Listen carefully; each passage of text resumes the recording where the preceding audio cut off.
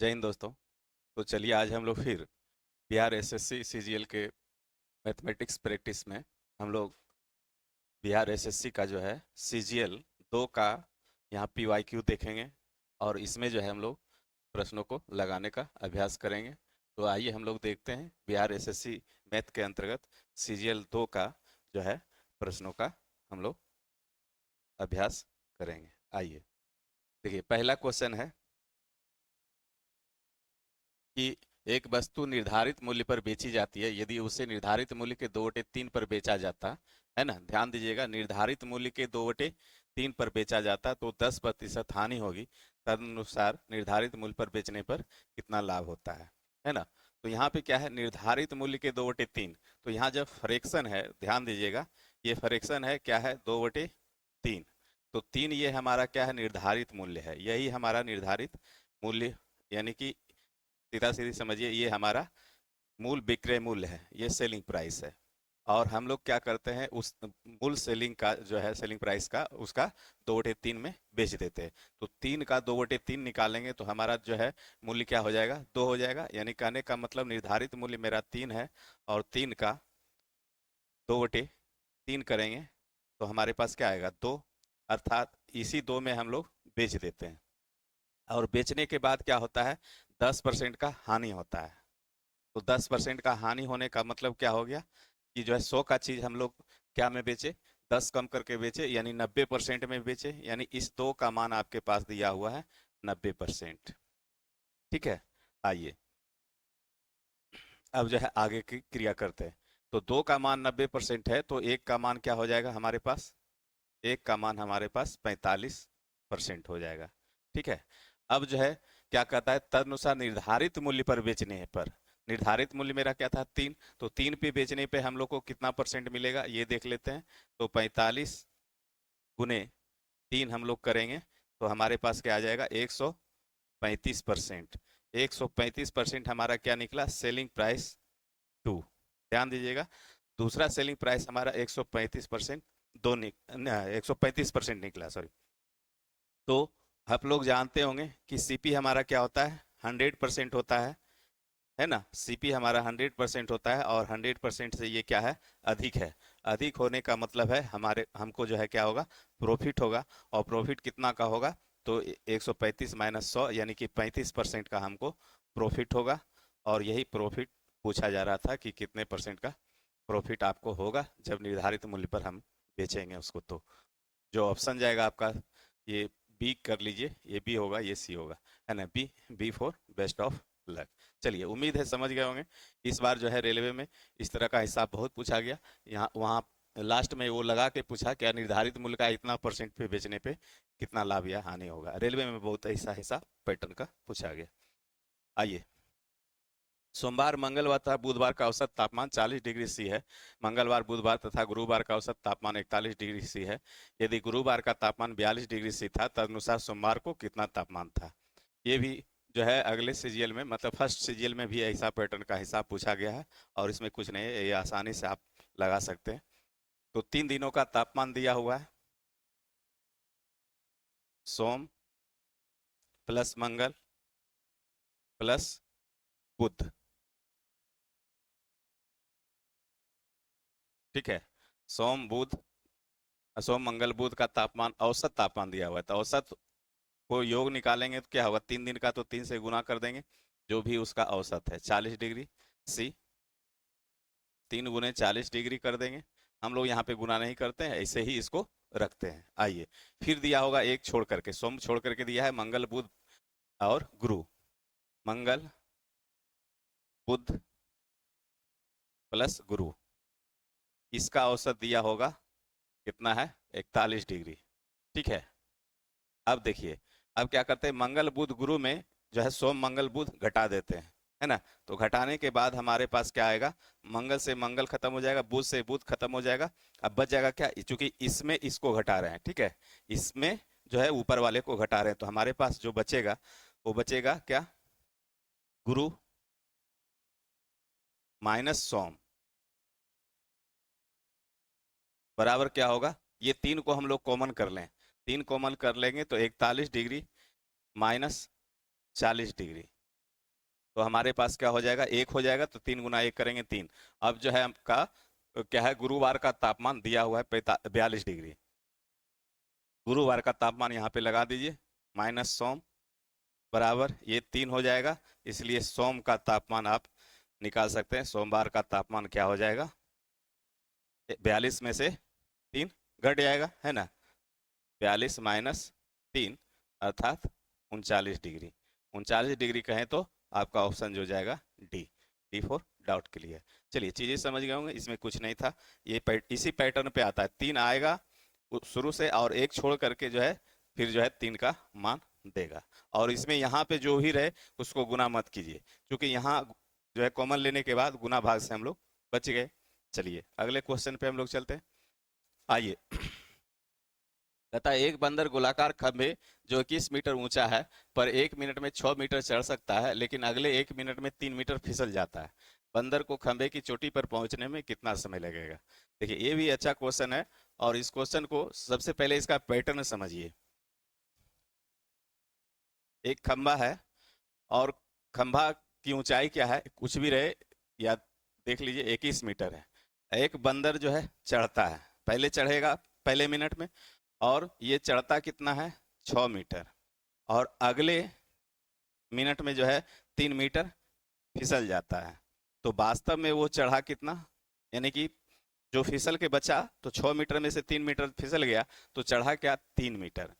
अब इसमें यहाँ ये सब चीजें तो हम लोग समझ जाते हैं, लेकिन एक चीजें यहाँ पे समझना बहुत जरूरी होता है कि देखिए ये 6 मीटर चढ़ेगा, लेकिन लास्ट का जो 6 मीटर रहेगा इसमें चढ़ेगा, ये टॉप पे पहुंच जाएगा। सीधा समझिए, ये लास्ट का जो 6 मीटर रहेगा हमारे पास, ये टॉप पे पहुंच जाएगा और यहाँ चढ़ने के बाद फिर फिसलेगा नहीं। यही चीज हम लोग माइंड में मेकअप नहीं कर पाते हैं, जिसके कारण हिसाब गलती बनता है।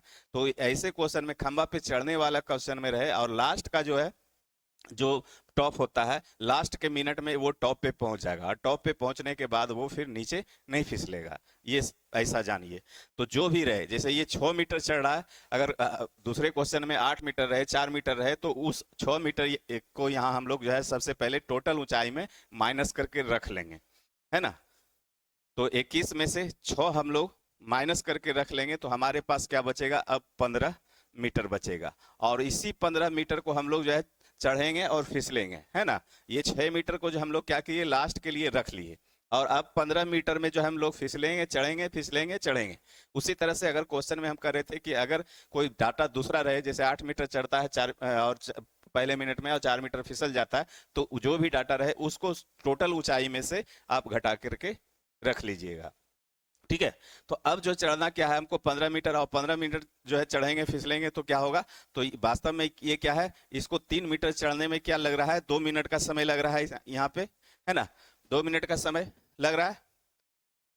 तो 3 मीटर चढ़ने में 2 मिनट का समय लगता है, तो 15 मीटर चढ़ने में क्या लगेगा, 15/3, यानी कि ये 5 लगेगा, 5 बार में चढ़ेगा, और 5 को 2 से हम लोग गुना कर देंगे तो 10 मिनट का समय लगेगा, ठीक है।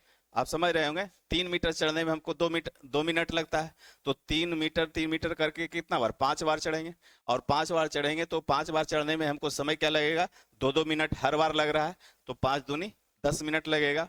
और लास्ट में जो ये 6 मीटर बच जाएगा, तो 6 मीटर जो है लास्ट का, ये टॉप पे जब हम चढ़ जाएंगे तो हमको जो है फिर फिसलना नहीं है, अर्थात 6 मीटर लास्ट में चढ़ने में हमको 1 मिनट और लगेगा, तो 10 + 1 बराबर 11 मिनट का हमको टोटल समय लगेगा, कितना चढ़ने में, तो 21 मीटर चढ़ने में। जो सिस्टम से ये क्वेश्चन चढ़ा रहा है उस अनुसार से 11 मिनट लगेगा। ऑप्शन कहें तो B, B for best of luck. उम्मीद है कि समझ गए होंगे, है ना। अच्छा क्वेश्चन था। चलिए यहाँ पे एक क्वेश्चन क्या है, कहता है कि यदि ए बी सी के बीच 680 रुपया इस प्रकार से विभाजित किए जाते हैं जिससे ए को बी का 2/3 मिले और बी को सी का 1/4 मिले, तब उनको क्रमशः कितनी राशि मिलेगी। ये कुछ नहीं है, रेशियो का बेसिक ही समझिए एक तरह से है। इसको खाली जो है ए बी के रेशियो में और बी सी के रेशियो में लिखेंगे, तो जो है बी को बैलेंस कर देंगे, ये हमारा रिजल्ट हो जाएगा। आइए देखिए, ए रेशियो बी अगर लिखेंगे, अगर डायरेक्ट तो क्या होगा, चलिए डायरेक्ट नहीं, हम आपको समझाने के ख्याल से एक बार लिख देते हैं। ए बराबर बी का क्या है 2/3। ठीक है, तो ए रेशियो बी अगर बनाएंगे तो क्या हो जाएगा 2/3 हो जाएगा यहाँ पे। ठीक है, और उसी तरह से क्या है बी सी का 1/4 है, तो बी रेशियो सी बनाएंगे तो यहाँ पे क्या होगा 1/4 हो जाएगा। और ध्यान दीजिए अब क्या है बी दोनों जगह है, यहाँ भी बी है और यहाँ भी बी है, लेकिन बी यहाँ पे 3 है और बी यहाँ पे 1 है, तो दोनों जगह बी का मान सेम होना चाहिए। तो इस तरह से हम सेम बनाने के लिए क्या करेंगे, यहाँ 3 से हम लोग गुना कर देते हैं, तो 3 से इसमें भी गुना होगा, 3 से इसमें भी गुना होगा। तो इस तरह से यहाँ बी अनुपात सी क्या निकल के आएगा 3/12 है ना, 3/12। अब जो है ए बी सी का मान निकल गया। अगर लिखना चाहें A ratio B ratio C तो लिख सकते हैं, ऐसे लिखने का कोई औचित्य नहीं है यहाँ पे। ए रेशियो बी रेशियो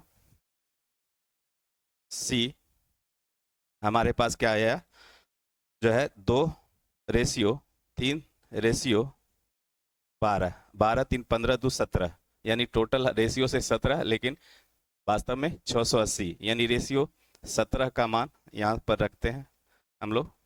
17 का मान क्या हो गया 680, इसलिए एक का मान क्या हो गया 17 चौके 68 40। अब पूछा जा रहा है तीनों को क्रमशः कितना मिलेगा, तो गुना 2 से कर देंगे तो ये हमारे 80 हो जाएगा, और गुना यहाँ भी 40 से कर देंगे तो ये हमारा क्या हो जाएगा 120, और यहाँ गुना 40 से करेंगे तो हमारा क्या हो जाएगा 12 चौक 48 480। अब जो ये ऑप्शन है 80 120 420, ऑप्शन आपका जाएगा B for best of luck. चलिए ये तो हम लोग बना करके देख लिए। अगर ऐसे इसको लगाना चाहते तो क्या होता, देखिए ए रेशियो बी क्या है 2:3, 2/3, तो 2/3 कौन बन रहा है देखिए आप जरा सा, इसको 25 से काटिएगा, 25 दिया 75, ये 2 नहीं बन रहा है, ये 40 दूना 80, 40 दिया 20 से, ये 2/3 बन रहा है। और अगला क्या बनता है, ये भी नहीं बन रहा है, ये 9/20 क्या बन रहा है 20 बन रहा है, और ये 2/0 1/2, तो हमारे पास एक ही बन रहा है बी क्या 2/3। अब उसी तरह से अगर आगे देखना आप चाहते तो 3/12, तो 3 हमारे पास इसी में बन रहा है, तो इस तरह से हम ऑप्शन जो है यहाँ बी करके निकल जाते। ठीक है, आगे हम लोग करने का जरूरत नहीं था, सिर्फ रेशियो को बैलेंस करके देख लेते और रेशियो जिसमें मिलता वो हम लोग करके निकल जाते। चलिए, यदि ए का वेतन 20 से 25% कम है तो बी का वेतन ए से कितना अधिक है ना। ये कुछ नहीं है, ये तो आपका परसेंटेज का है, दोनों का रेशियो हम लोग सिर्फ ले लेंगे 20 से, तो बी का मान क्या होगा 100, तो ए का मान क्या हो 25% कम है यानी 75 हो जाएगा। ठीक है, इसको आप जो है रेशियो बदल दीजिए काट करके, तो भी नहीं भी बदलिए कोई दिक्कत। अब पूछता है तो बी का वेतन ए से कितना अधिक है, किससे ए से, जिससे कंपेरिजन करे वो हमारा नीचे हो जाता है। तो ए से कंपेरिजन किया जा रहा है तो ए का मान नीचे होगा, और ए से कितना जो है अधिक है, तो अधिक होने का मतलब कितना हो गया 75 से ये 25 अधिक है, 25 यहाँ पे लिखेंगे, और चूंकि परसेंटेज में पूछा जा रहा है 100 से गुना कर देंगे, 25 दिया 75, और 100/3 का मान होता है 33.1/3%, अर्थात ऑप्शन कहें तो आपका सी। चलिए, यदि किसी संख्या में एक अन्य संख्या का 20% जोड़ दिया जाए तो वह संख्या 50% और बढ़ जाती है, तब उन दोनों संख्याओं का अनुपात क्या है। ठीक है, किसी संख्या में, तो मान लिया एक संख्या x है और दूसरी अन्य संख्या को अन्य संख्या का 20% जोड़ दिया जाए, तो अन्य संख्या का 20% यानी कि अन्य संख्या मान लिए y है, y का 20% इसमें जोड़ दीजिए, 20/100 कर देते हैं है ना, जोड़ दें तो वह संख्या क्या 50% बढ़ने का मतलब है x का जो है क्या हो जाएगा 150 हो जाएगा। ये हो गया हमारा। ठीक है, अब जो है x को x तरफ ले जाइए और y को y तरफ रख दें, तो y रहने दीजिए, इसको उधर ले जाएंगे तो हमारा क्या हो जाएगा y गुने ये 20/100 रखते हैं है ना, और बराबर क्या होगा 150x, और इसको लाएंगे तो माइनस में, तो ये 100x हो जाएगा, अब बटे 100 हो जाएगा हमारा, ये 100 से हमारा 100 खत्म हो जाएगा, और y यानी 20y बराबर क्या हो जाएगा 50x, तो x/y का मान पूछा जा रहा है, तो x/y बराबर निकालेंगे तो 5/2 या 50/20 पहले कर लेते हैं, 0 से 0 खत्म हो जाएगा, तो यानी कि 5/2 हो जाएगा, अर्थात आपका ऑप्शन जो जाएगा सी। और कॉन्सेप्ट क्लियर, चीजें समझ गए होंगे, इसमें कुछ नहीं था। आइए, यदि एक व्यक्ति सोनपुर मेले में 2 घोड़े प्रत्येक 14,000 रुपये में बेचता है, एक पर उसे 15% लाभ होता है परंतु दूसरा 15% हानि पर बेचता है, तदनुसार पूरे व्यापार में उसे कितना प्रतिशत लाभ या हानि होता है? ध्यान दीजिए, अगर कॉन्सेप्ट इसका पता हो तो आंसर आप तुरंत मार सकते हैं, है ना। अगर कॉन्सेप्ट नहीं पता होगा तो आप नहीं जो है नहीं लगा पाएंगे। आइए, जब भी जो है विक्रय मूल्य क्या है, विक्रय मूल्य यहाँ पे ध्यान दीजिएगा, विक्रय मूल्य समान हो रहा है और विक्रय मूल्य समान होता है और लाभ हानि का, लाभ या हानि, लाभ और हानि लिख देते हैं, लाभ और हानि का संख्यात्मक मान बराबर हो तो हमेशा हानि होगा, हमेशा हानि होगा। और वह हानि प्रतिशत क्या होगा? तो हानि प्रतिशत जो है, जो संख्यात्मक मान है उसी का अब बटे स्क्वायर अब बटे 100। मान लीजिए संख्यात्मक मान क्या है, लाभ और हानि का संख्यात्मक मान मान लिया जाए x है, तो x स्क्वायर बटे 100 हो जाएगा। ठीक है, बातें समझ गए होंगे, ये कॉन्सेप्ट होता है ना। जब विक्रय मूल्य जो है समान हो जाए तो लाभ और हानि का संख्यात्मक मान, है ना, संख्यात्मक मान अगर बराबर हो तो हमेशा हानि होगा और वह हानि परसेंट एक्स स्क्वायर बटे 100 होगा, इतना प्रतिशत। तो ये हमारा संख्यात्मक मान देखिए क्या है, 15%, 15% बराबर है, यानी 15 15 या 225, ऐसा कर सकते हैं, 15 का स्क्वायर बटे 100 लिखना है तो लिख सकते हैं, बराबर 225 बटे 100, अर्थात 2.25% का हमारा जो है क्या होगा, लॉस होगा। और ये लॉस आपका डी नंबर ऑप्शन में दिया हुआ है जो कि करेक्ट है, तो डी फॉर डाउट क्लियर। अगर इस हिसाब को आप लगाना चाहेंगे तो लगा सकते हैं, हालांकि लगाने का कोई औचित्य है नहीं। 2 घोड़े 15% लाभ पे, तो यहाँ सीपी और एसपी का हम लोग कंपेरिजन देख लेंगे। तो मान लिया 100 है तो ये बेचा होगा क्या, 115 में बेचा होगा, ठीक है। और दूसरा क्या है, 100 अगर होगा यहाँ पे तो ये बेचा होगा 85 में, 85 5 90 10 100। अब जो है यहाँ पे क्वेश्चन से आपको ट्रेस करना पड़ेगा, क्वेश्चन क्या कह रहा है कि दोनों घोड़े का प्रत्येक का विक्रय मूल्य 14,000 रुपया, यानी विक्रय मूल्य बराबर है। तो हमारा विक्रय मूल्य बराबर है क्या, नहीं है, तो विक्रय मूल्य हमको बराबर करना पड़ेगा। तो यहाँ पे क्या करते हैं हम लोग, थोड़ा सा काट करके इसको छोटा कर देते हैं। ये हम क्या काट रहे हैं, 5 से तो 20 बचे 100, अब 5 से काटेंगे तो 23 बचे 115। ये भी 5 से काट रहे हैं तो 5 20 100, और ये क्या कर रहे हैं 5 17 85।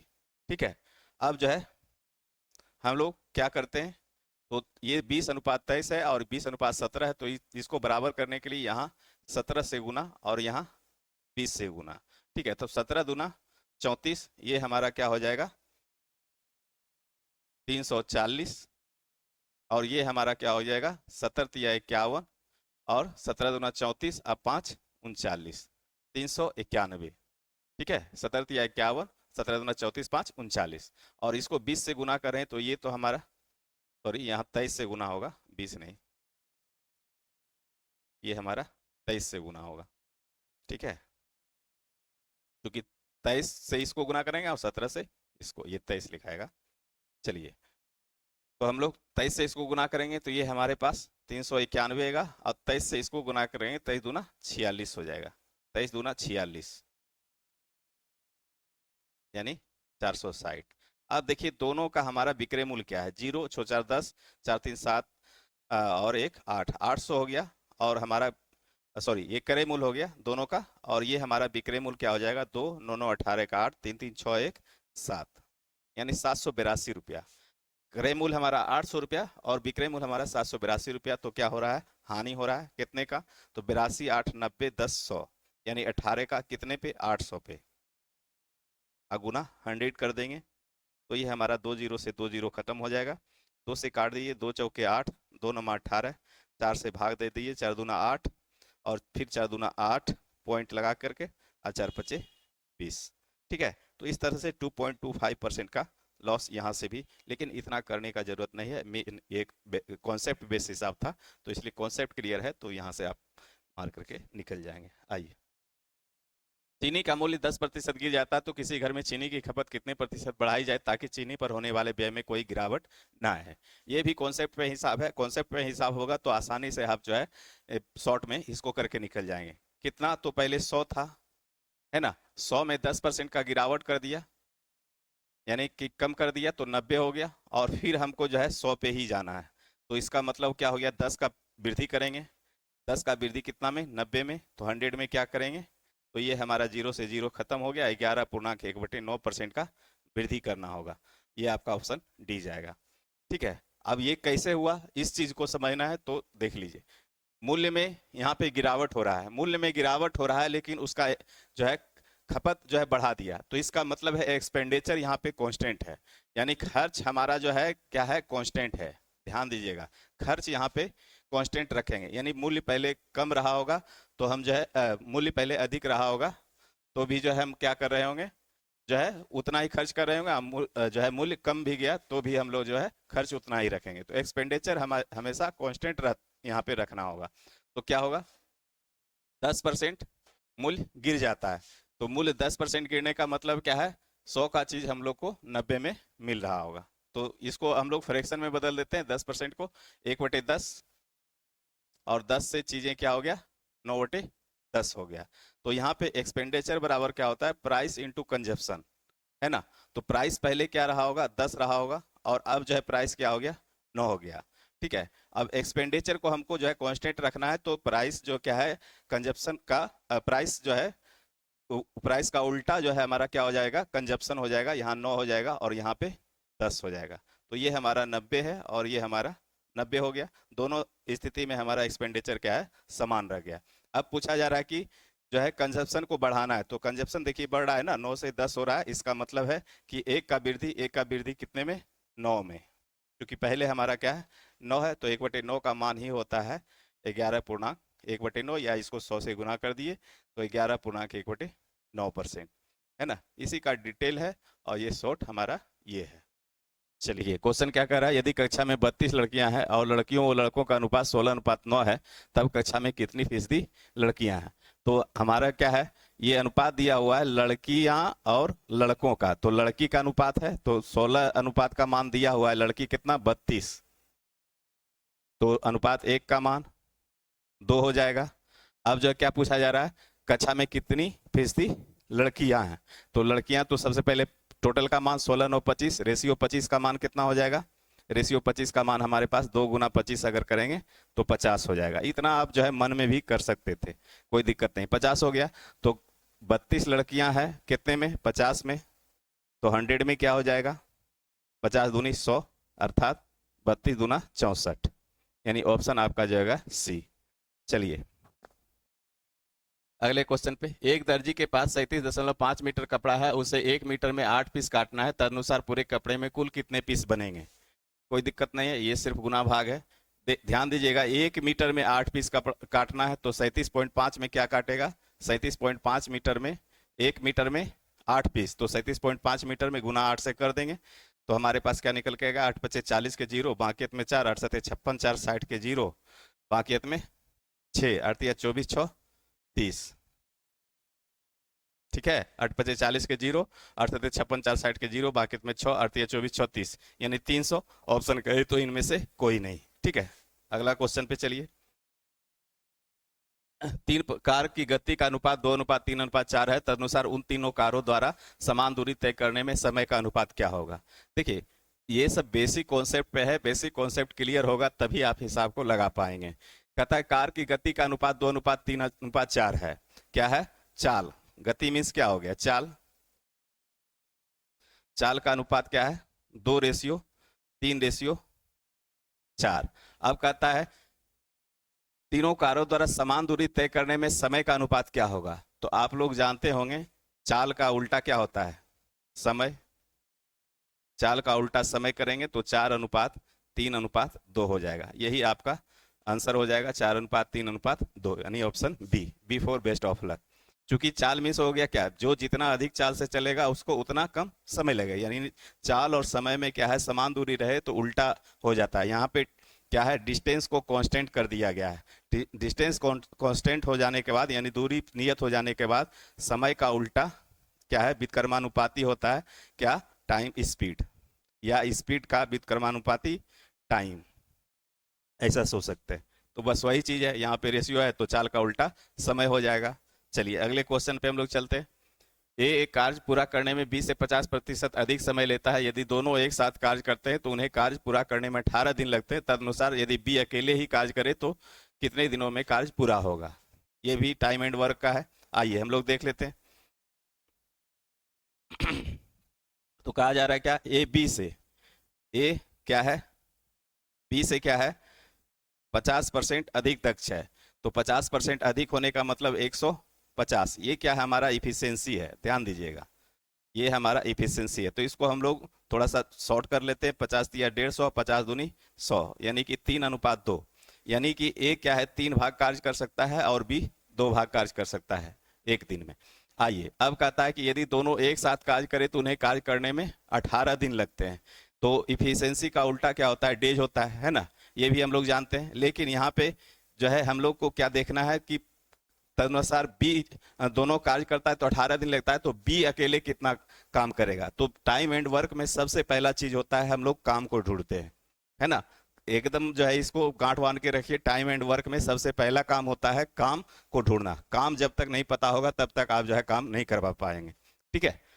तो चलिए 3 और 2 इफिशियंसी है और 18 दिन दोनों काम करता है, तो वर्क बराबर क्या हो गया, टाइम इंटू इफिशियंसी, है ना। तो काम क्या हो जाएगा, टाइम कितना लग रहा है 18 दिन, और दोनों का इफिशियंसी क्या है 3 2 5, यानी कि ऐसे ही लिख सकते हैं, समझाने के लिए हम आपको लिख रहे हैं 18 5 90। टोटल काम हमारा करवाना कितना है 90। और अब जो है किससे काम करवाना है, तो बी अकेले, तो बी अकेले, तो बी का इफिशियंसी कितना है 2 है, तो 9/2, सॉरी 90/2, बी का काम निकल जाएगा, यानी 2 45 90, यानी कि 45 दिन में ये जो है बी काम कर सकता है। यानी 90 काम दोनों मिलकर के करता है, तो बी अकेले करेगा तो 90 काम, और इफिशियंसी बी का कितना है 2 है, तो 2 से भाग कर देंगे तो हमारा समय निकल जाएगा 45 दिन। ऑप्शन का है D, D for doubt clear. चलिए उम्मीद है समझ गए होंगे। हम लोग अगले क्वेश्चन पे आइए हम लोग चलते हैं। आइए ये देखिए कुछ नए विभाजिता का नियम है, निम्नलिखित संख्याओं में से कौन सी एक 99 से ठीक ठीक विभाजित हो जाएगी। तो 99 से विभाजित होने का मतलब है कि वह संख्या क्या है, 11 गुने 9 से भी विभाजित होगा, या 11 गुने 3 से भी विभाजित होगा, ठीक है। तो इस दोनों का विभाजिता अगर हम लोग चेक कर लें तो हमारा क्या हो जाएगा, आंसर मिल जाएगा। तो सबसे आसान है 9 से, 9 से क्या है, अंकों का योग जो है 9 से विभाजित होना चाहिए, तभी जो है वो संख्या 9 से विभाजित होगा। तो चलिए देखते हैं हम लोग। तो ये हमारा क्या है, पहला देखिए 7 2 9 और 7 6 13 4, पनों से नहीं विभाजित होगा। 2 1 3, 8 1 9 खत्म हो गया, 7 1 8 और 2 10, ये भी नहीं होगा। 7 2 9 8 3 11, ये भी नहीं होगा। 5 3 8 6 14 और 5 19 और 19 20 7 27, यानी ये 9 से हमारा विभाजित हो जाएगा। तो जो है ऑप्शन यही होगा, चूंकि 3 ऑप्शन 9 से विभाजित नहीं हो रहा है, इसलिए अगर ये एक ही ऑप्शन 9 से विभाजित हो रहा है तो श्योर है कि ये 11 से भी विभाजित होगा। अर्थात आप देख सकते हैं 8 6 14 और 5 19, 19 में से 5 3 8 घटा देंगे तो हमारा क्या आ जाएगा 11।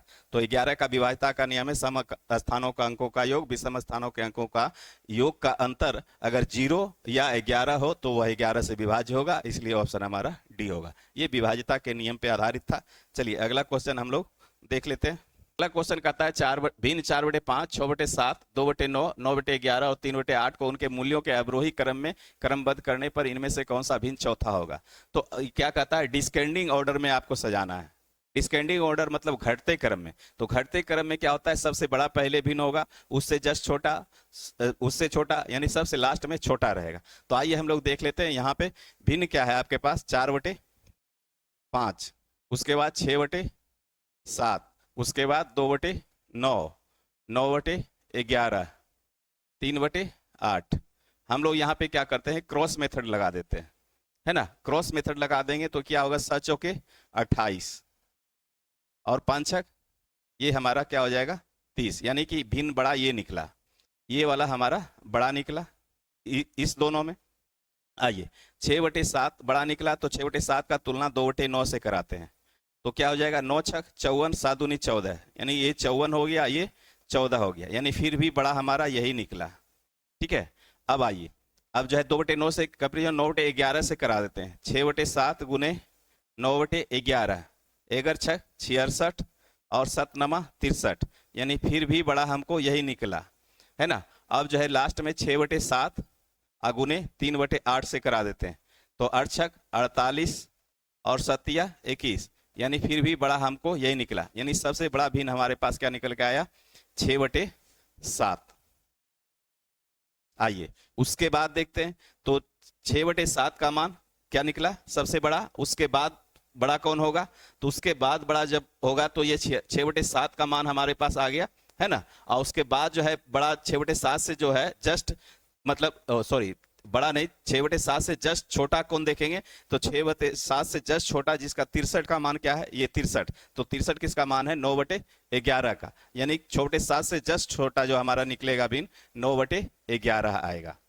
ठीक है, और 63 हो गया, और 63 के बाद जो है इससे जस्ट छोटा हमारा क्या है, यहाँ पे देखिए 63 के बाद जो है कहाँ पे छोटा आएगा, 63 के बाद जो है हमारा छोटा 63 21 हो गया, 14 हो गया और 30 हो गया, 30 तो इसी का मान है, और 28 हो गया, यानी कहने का मतलब 63 के बाद हमारा जो आएगा 28 आएगा, यानी कि 4/5 आएगा। ठीक है, और उसके बाद जो है हमारा क्या आ गया, 28 आ गया, तो 28 के बाद 21 आएगा, यानी 3/8।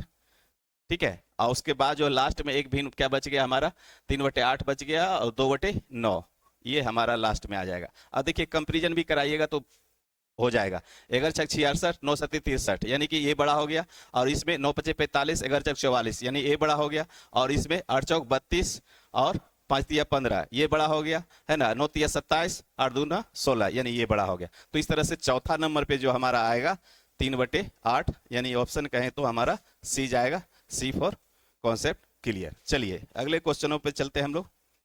आइए, एक व्यक्ति अपनी कुल यात्रा का 2/15वां भाग रेल द्वारा, 9/20वां भाग कार द्वारा एवं शेष 10 किलोमीटर पैदल चलकर पूरी कर लेता है।